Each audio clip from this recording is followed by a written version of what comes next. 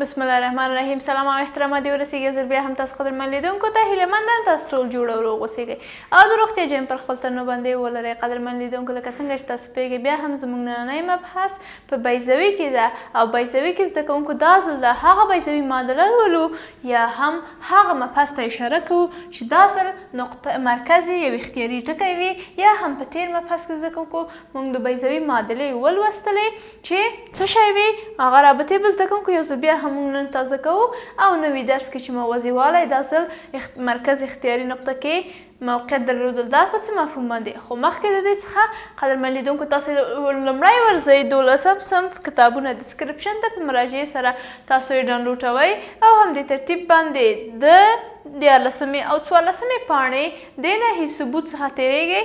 مهمه نقطه او مهمه رابطې ته پاملرنه کوئ چې تاسو څه برداشت کوئ. وروسته د دې نه چې تاسې دوه معادلې ولوستلې په بیضوي کې تاسو په دې نهي کې وګورئ څه تغیرات په معادله کې راځي او نوم یې څه شی دی.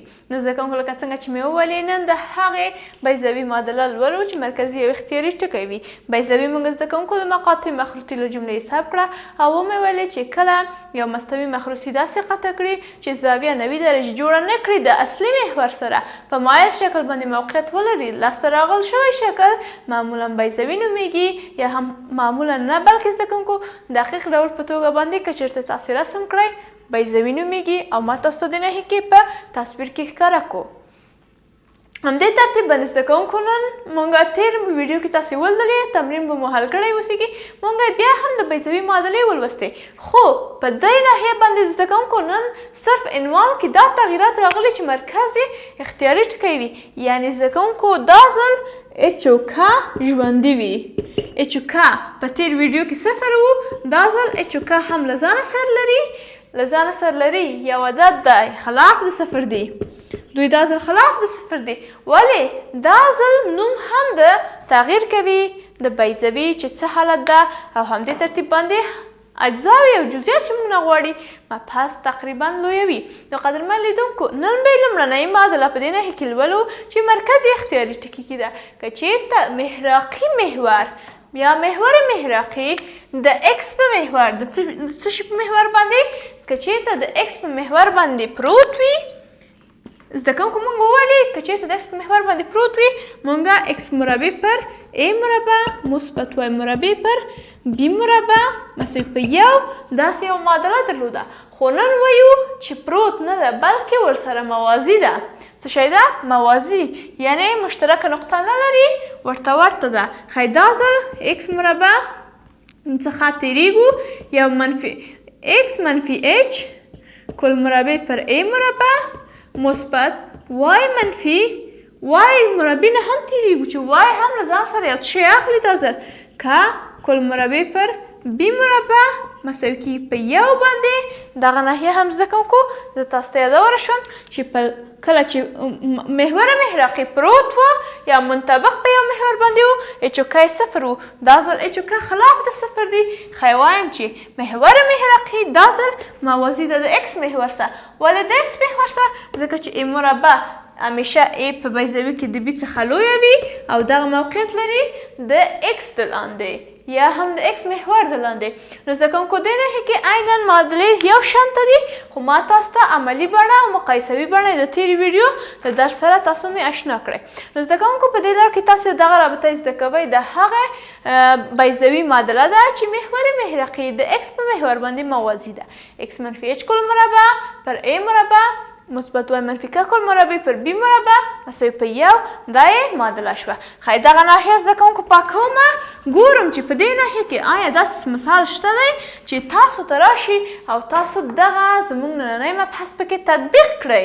زده کوونکو داسې معادله به هم ولرو چې محور محراقي د وای په محور باندې موازي وي یا وای محور سره موازي وي او دا ځل ا مربع چې موږ ویلو چې لویه ده د وای منفي که کل مربع لاندې موقعیت ولري. په نتیجه کې د زموږ راتلونکی درس ده چې عملي بڼه به هم زده کوونکو مثالونه کار کړو خو بیا عنوان فرق کوي. محور محراقي به د وای په محور سره موازي راځي خو چون نن موږ د اکس محور سره موازي وایو غواړم مثال هم کار کړم. راځئ دې نهي کې مثال ته راځو. مثال هم زده کوونکو تاسو ته وایم چې مثال هم لومړنی مثال ستاسو د کتاب ده وایي د یوې بیضوي مرکز څه شی د یوې بیضوي مرکز سی مرکز پیدا کوم زده کوونکو. دا ځل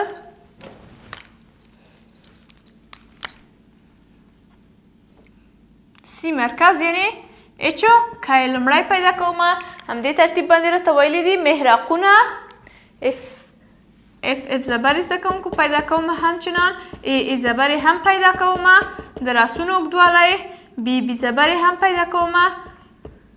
همدې ترتیب باندې زده کوونکو د قطرونو انجامونو مختصات چې د مختصات ما نوٹ کړل همدې ترتیب باندې معادله هیڅ رقم ده. اصلا مهمه مبحث زده کوونکو دا ځل چې راغلی ده موږ ته یې معادله راکړې ده چې x منفي شپږ کل مربع x منفي شپږ کل مربع ښایي ای مربع له ځان سره څه شی ولري پر شپږ دېرش مثبت y مثبت څلور کل مربع پر بی مربع به دا ځل زده کوونکو له ځانه سره څه شی ولري 14.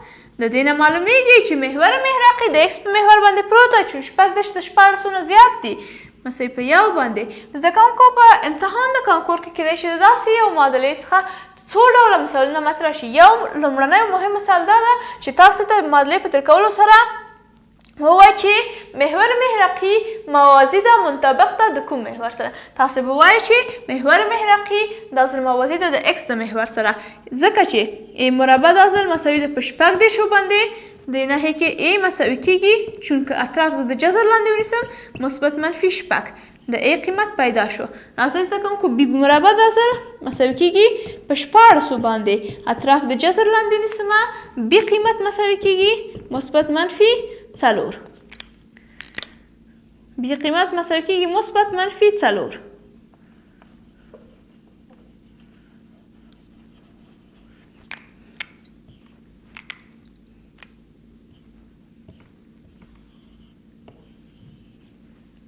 په دې شکل باندې وروسته د هغه څخه زده کوونکو موږ ته ویلي دي وایي تاسې مرکز سی پیدا کړئ یا هم سنټر د سی دپاره اچوکه لټومه اچوکه خو کله چې زه غواړم مرکز جوړ کړم برخلاف د علامه د کوم علامې چې دا یې معادله کې لري یعنی سی په خپله باندې لیکم د اچ دپاره د ناحیې قیمت منفي شپږ دی.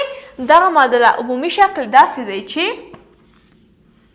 x منفي h کل مربع پر a مربع مثبت y منفي k کل مربع پر b مربع مساوي کیږي پر یو باندې. داسې یو شکل لري. ښایي زه خلاف د علامه نیسم منفي شپږ مثبت شپږ نیسمه منفي شپږ مثبت شپږ او مثبت څلور خلاف د علامه که چېرته ونیسم د کپ د پیدا کولو لپاره منفي څلور په دې شکل باندې نیسم مرکز پیدا شو. موږ ته ویلي وه اف زبر مختصات دې ناحیې کې تاسې پیدا کړئ. څه شی اف زبر مختصات پیدا کوو غواړم د اف زبر مختصات په دې ناحیې کې زه پیدا کړم اف زبر مختصاتو دپاره زه لومړی سی پیدا کوم اف زبر چون دا ځل ای د x سره ده h مثبت منفي a کامه که داسې لیکمه. ښایي سی مربع لومړی پیدا کومه چې مساوي کیږي دا ځل a مربع منفي b مربع مساوي کیږي a مربع قیمت مې زده کوونکو شپږ دېرش ده منفي 14 ده. دا ځل سی مربع جواب کله چې شپږ نه شپږ لاړ شي صفر پاتې کیږي درېو نه یو لاړ شي دوه پاتې کیږي اطراف د جذر لاندې ونیسم. ښایي سی جواب زده کوونکو دا ځل مساوي شو په څه شي باندې دا جذر شل کیږي څلور پنځه د څلورو مکمل جذر دوه ده دوه بیرون راوځي کیږي مثبت منفي دوه ضرب د جذر پنځه. دا د سی قیمت شو. زده کوونکو مونږ وویل چې اف زبر د ای زبر په شکل باندې جوړیږي. ښایي دغه ناحیه ای خو د مختصاتو سره یې راځي راسونو سره دغه ناحیه کې سی مونږ ته پکار ده د محراق لپاره. ښایي اف لیکم دا ځل اچ لرمه دې ناحیې کې شپږ مثبت جذر دوه ضرب د جذر پنځه کا قیمت څو ده چون دې ناحیې کې زده کوونکو د کا قیمت منفي څلور ده زه لیکم چې منفي څلور همدې ترتیب باندې اف زبر به هم له ځانه سره ولرو شپږ منفي دوه ضرب د جذر پنځه او منفي څلور دغه هم څه شو اف زبر شو. زده کوونکو ای زبر غواړم پیدا کړم ای زبر یعنی ای زبر د پیدا کولو لپاره h مثبت منفي a کما k.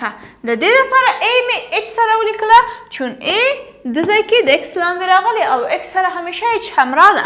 ښایي a لیکم دا ځل h په ځای باندې شپږ مثبت د a قیمت شو مثبت منفي شپږ مثبت شپږ او منفي څلور، یعنې د ځای کې a مې لاسته راغله شپږ او شپږ 12 او منفي څلور.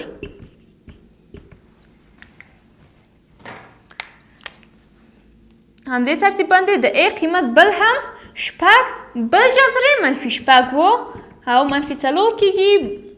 a زبر مې لاسته راغله صفر او منفي څلور. دا په یو ترتیب باندې. اوس راځئ بي زبر لټوو. بي زبر لپاره چون دې ناحیه کې b د y محور لاندې راغلی او y له ځان سره k لري، ښایي دا ځل h جدا لیکم k مثبت منفي b په دې شکل باندې. ښایي راځئ زده کوونکو b لیکمه. b څو ده؟ h دا ځل لرمه له ځانه سره شپږ k پر ځای باندې لیکمه منفي څلور، خو خپله مثبت جذر لومړی لیکم چې غواړم b د b زبر لپاره منفي جذر لیکم. د b مثبت جذر څه شی ده؟ مثبت څلور. مثبت څلور دا ناحیه b قیمت مساوي شو. ښایي شپږ او مثبت څلور منفي څلور له یو بل سره ځي صفر کېږي. شپږ او صفر. بي زبر د پیدا کولو لپاره دې ناحیه کې اقدام کومه.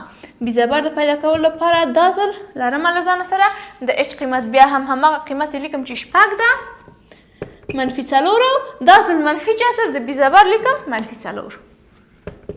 په دې شکل ښایي بي زبر عمومي جذر شپږ او منفي اته کېږي.